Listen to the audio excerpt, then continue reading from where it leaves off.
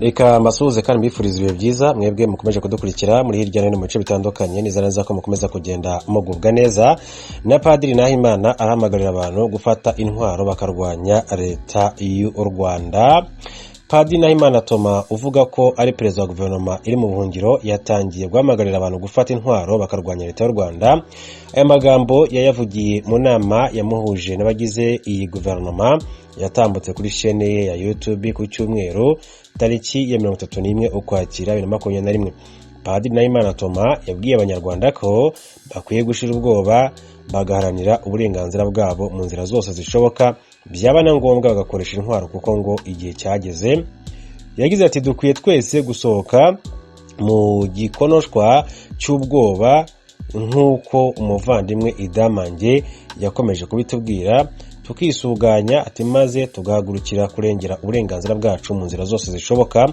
Ati dushoboye aho ibihe bigeze, ati turabona twabagira inama ko mudakwiye gukomeza gutinya ko bibaye ngombwa.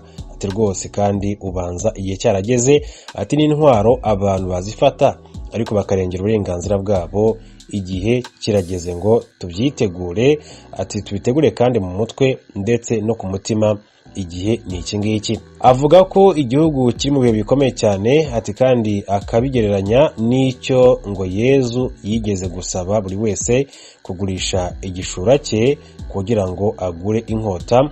Yavuze ko biri mu gitabo cya Luka 22:36 hagira hati arababwira ati ubu noneho ufite agasaho k'ibiceri na kajyane, ati n'ufite umufuka abigenza atyo, ati n'udafite inkota nagurishe igishura cye maze ayigure. Amagambo nk'aya no kuvuga ko na Rusesabagina yigeze kuyavuga. Aya magambo Padiri Nahimana asa nayigeze gutangazwa na Paul Rusesabagina wabaye perezida w'impuzamashyaka atavuga rumwe n'ubutegetsi bw'u Rwanda MRCD ubumwe, mbere yuko atabwa muri yombi muri Kanama 2020.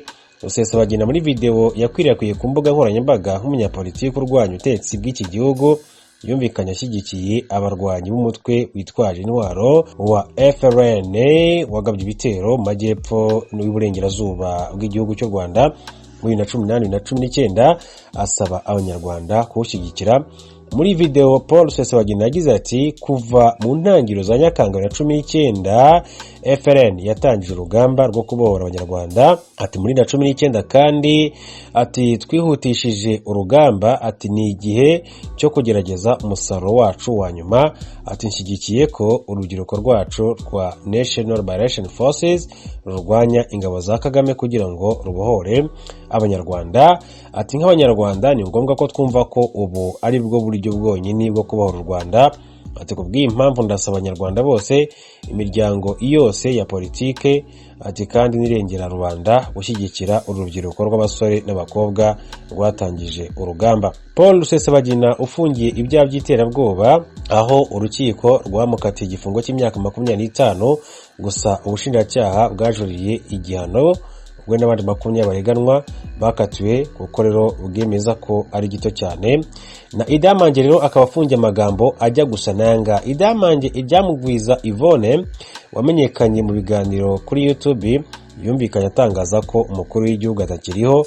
Amagambo yakunze gutangazwa na Padiri Nahimana Thomas mu bitandukanye, yongerewe gusaba abanyarwanda kujya kwigaragambiriza ku biro bikuru bitwaje Bibiliya. Ati niyo yatumye atabwa muri yombi muri Gashyantare 2021.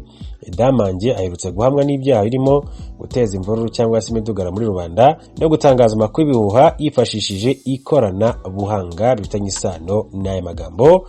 Urukiko rwamukatiye igifungo cy'imyaka 15 tariki 30 Nzeri 2021. Tuve kuri inkuru tubebe n'andi makuru atandukanye akomeje kugenda avugwa. Mbabwire ko IGP Dan Munyuza yashimye umusanzu w'urubyiruko rw'abakorerabushake mu guhashya COVID-19 aroha umukoro mushya. Umuyobozi mukuru wa polisi y'u Rwanda IGP Dan Munyuza yashimiye urubyiruko rw'abakorerabushake ku bikorwa rukomeje gukora mu guhashya icyorezo cya COVID-19, arusaba gukomereza muri uwo mujyo wo gukorera igihugu.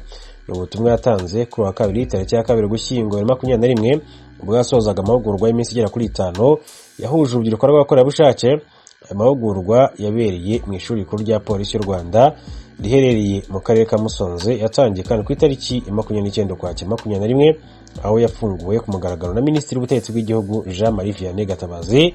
Muri aya mahugurwa hahuguwe urubyiruko 49 ruhagarariye abandi ku rwego rw'uturere n'abagize komite nyobozi ku rwego rw'igihugu. Urubyiruko kandi rwahuguwe n'abayobozi batandukanye mu nzego nkuru z'igihugu, banarushimira ibikorwa by'ubukorerabushake rwakoze cyane cyane mu bihe nk'iby'iki cyorezo cya COVID-19. IGP Dani Munyuza yashimye kandi umusanzu w'urubyiruko mu kubaka iterambere ry'igihugu. Yagize ati muri urubyiruko rw'abakorerabushake ati kandi bakorana imbaraga kandi turishimira ati kuko byagaragaye ati muri iki gihe duhanganye n'icyorezo cya COVID-19 nubwo itarangira ati akazi mwakoze kafashije polisi ati kuko ntiyari kugakora yonyine. Yabwira urubyiruko ko hari ibibazo by'ingutu bikibangamiye igihugu kandi rugomba kugira uruhare mu kubishakira umuti. Turagira ati turacyanganye n'ibibazo ati birimo ubukene bubangamiye imibereho myiza y'abaturage, ibyaha bituruka ku gukoresha ibiyobyabwenge cyane mu rubyiruko n'abacuruza magendu ati zambukiranya imipaka ati batuzanira ibidafite umumaro. IGP Dani Munyuza yeretse kandi urubyiruko ko rugomba gufata iya mbere mu guhangana n'ibyaha byiganjemo abasambanya abana ndetse n'abantu bihisha inyuma y'ikoranabuhanga bisunze imbuga nkoranyambaga bagatangaza amakuru ibihuha basebya kandi baharabika u Rwanda. Umuyobozi mukuru ushinzwe ubukangurambaga ndetse no guhuza ibikorwa by'urubyiruko rw'abakorerabushake muri Minisiteri y'Ubutegetsi bw'Igihugu Richard Kubana yavuze ko intego z'ibi biganiro zagezweho. Yavuze ko ashingiye ku myumvire y'urubyiruko yizeye neza ishyirwa mu bikorwa y'imyanzuro yafatiwe muri aya mahugurwa. Yagize ati mu gutegura iki gikorwa cyo guhura n'urubyiruko rw'abakorerabushake bahagarariye abandi ati byari bikenewe ati kandi byihutirwa intego y'aya mahugurwa yagezweho. Muri aya mahugurwa ati hafatiwemo imyanzuro 16 ari nayo igiye gutangira gushyirwa mu bikorwa cyane cyane hibanzwe ku kujya gusangiza ubumenyi urundi rubyiruko mu tugari n'imirenge. Ndagijimana Jean Claude ushinzwe guhuza ibikorwa by'urubyiruko rw'abakorerabushake ku rwego rw'igihugu yavuze ko amahugurwa yabunguye ubumenyi bw'uburyo bwo kunoza imikorere. Yagize ati aya mahugurwa yatubereye isoko twavomyeho atumenyi mu kunoza akazi kacu ka buri munsi kwa dusanzwe dukora ndetse no kumenya uburemere bw'umwanzi turwana nawe atari we gushaka iterambere ry'abaturage. Twongeye kandi kwibutsa inyungu dufite mu gukunda ndetse no gukorera u Rwanda kuko ni urwacu, natwe twiyemeje kujya gushyira mu bikorwa ibyo twigiye hano. Mu gihe cy'iminsi igera kuri 5 urubyiruko rwahuguwe rwaganirijwe kandi n'abantu batandukanye baturutse mu nzego nkuru z'igihugu barimo n'umujyanama wa Perezida wa Repubulika by'umutekano General James Kabarebe warusangije ku mateka y'urugamba rwo kubohora igihugu cy'u Rwanda. Ejo kuwa mbere umuntu umwe wamenyekanye ko yahitanywe n'impanuka y'imodoka mu mujyi wa Uvira uri mu burasirazuba bwa Repubulika ya Demokarasi ya Kongo. Inkuru y'umunyamakuru w'Ijwi ry'Amerika Vedaste Ngabo. Ababonye impanuka y'imodoka yari ivuye ku kigo cya gisirikare cya Stagriko yerekeza ku bitaro bikuru bya Uvira gufata umurambo w'umugore w'umusirikare bavuga ko yageze hafi ya Major Sokolade ikora impanuka yahitanye umuntu umwe ikomeretsa abandi bantu 47. Bisetsa Deo n'umwe mu baturage bo muri Uvira waraho iyo mpanuka yabereye. Imodoka yari ivuye hariya muri Stagriko muri Kayabasoda iraza ngo igere juste kwa auditeur ikora impanuka irakubita kiribiti. Abantu bari barimo bari abagore b'abasoda n'abasoda, hanyuma imodoka imaze guhinduka igonga aya manani yo kubari barabara ikubita kiribitire igwa mu kaneva. Abantu bari hejuru bose irabaryamaho. Aho ngaho njewe nitwe twari ko turengeza abantu dufata imodoka yacu dushira muri kamyonete turarengeza dushiramo. Umuyobozi mukuru w'ibitaro bya Uvira Salomo Shamangwa ku mugoroba kuri uyu wa mbere yabwiye Ijwi ry'Amerika ko muri abo bantu 47 bakomeretse barimo 14 barembye cyane. Parmi les 47 blessés nous avons 14. Muri abo bakomeretse 47 dufitemo ababaye cyane 14 n'undi muntu umwe wapfiriye ahabereye impanuka. Naho muri abo bakomeretse barimo abagabo 15, abagore 31 n'umwana umwe. 15 hommes, 31 femmes et un enfant. Bamwe mu basirikare baraha ku bitaro bikuru bya Uvira hafi y'icumba cyarimo indembe bavuga ko iyo mpanuka yatewe n'uko umushoferi wari utwaye abo bantu biganjemo abagore babo yari yasinze kandi afite umuvuduko mwinshi.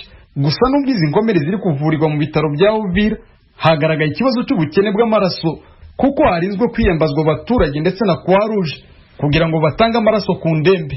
Pedase Ngavu ku bwaragijwe rya Amerika, Uvira Mutara Kivuye. Mu Burundi hashize amezi hafi 3 hari ibibazo bya lisansi igitoro mu ntara zimwe na zimwe. Hejuru y'ikibazo cy'ibiciro by'ibindi bintu bya ngombwa, haravugwa n'abarwayi bapfa kubera ko imodoka zijyana abarwayi kwa muganga zitagikora. Ibindi kuri iyi nkuru tubibaze mugenzi wacu Eloge Wirikaneza. Ubukene bw'igitoro cyo mu bwoko bwa essence bumaze amezi 3 yose bwibonekeza. Intara ya Rumonge mu manuko bushira burengero isanzwe kwagwamwo urucuruzwa cyane kubera iri ku nkengera y'ikiyaga Tanganyika n'imigwa mikuru ya politike n'iy'ubutunzi Gitega na Bujumbura niyo yibonekeza kurusha ubu bukene. Ariko no mu zindi ntara haravuga ubukene bwa essence nk'uko amasoko y'ijwi rya Amerika mu Kirundo na Ngozi mu buraruko abivuga, hatibagiwe mu ntara ya Muyinga mu buraruko bushira buseruko. Mu Kirundo na Muyinga mu masoko yacu akora ku bitaro bitandukanye atashimye ko mwidondoro wayo uje habona, yatubwiye ko muri zindwi zibiri heze hari abagwayi bashengeye bitewe n'ikena ry'igitoro. Kubera zavuse habani hatabitoro zigira, akenshi abana n'abakenyezi bibungenze barakunda kwitaba Imana bitewe n'uko bataronka uburyo bwo gushika ku bitaro bikuru by'intara. Birababaje ivyo tubona, niko bashikiriza. Mu ntara ya Makamba mu manuko ho muri iyi minsi nta nima rya essence riharangwa. Igitoro ciswe ngo kirabonetse kimara umwanya rumera nkuko bimenyeshwa n'abahaba. Bamwe mu bafite ibipevyo kuroba n'abakoresha imashini z'ugusya bidogera abategetsi b'iyo ntara kubona barabujije abatwara igitoro mu mabido. Bavuga ko kizira kikaziririzwa gushira essence mu mabido kandi kuyikeneye yabwirizwa kuzana icuma ciwe kayinywera kuri station. Mutubwire namwe ingene tuzotera ubwato bukava mu kiyaga canke imashini isya bikaza kunywa igitoro. Abategetsi barakwiye korosha ibintu, niko bidoga. Bamwe bagendesha amapikipiki, imiduga na za tukutuku z'amapine 3 vyunguza abantu n'ibintu bicishwa amafaranga bavuganye n'ijwi rya Amerika bamenyesha ko bashobora gutondera igitoro amasaha arenga 6 bakemeza ko bigira ingaruka ku buzima bwabo. Umugore wanje ntafungura na kamara maza kuko nkaje nahashitse kuva isaha 5 ubu kabona amasaha tugeze usanga imoto niyo yabitunze umuryango mu gushika nk'izi saha ntararo kuja wibaza ingene umuntu aza gushobora gufungurira umuryango. Aha turi mu kajembe gete nta wora buki nta n'ugira n'icyo kazi gasa n'akahagaze, turaza tugatonda tukakibura. Tubibona uko twebwe motare n'abanyagihugu birabashikira twabice bagora kwiyungura.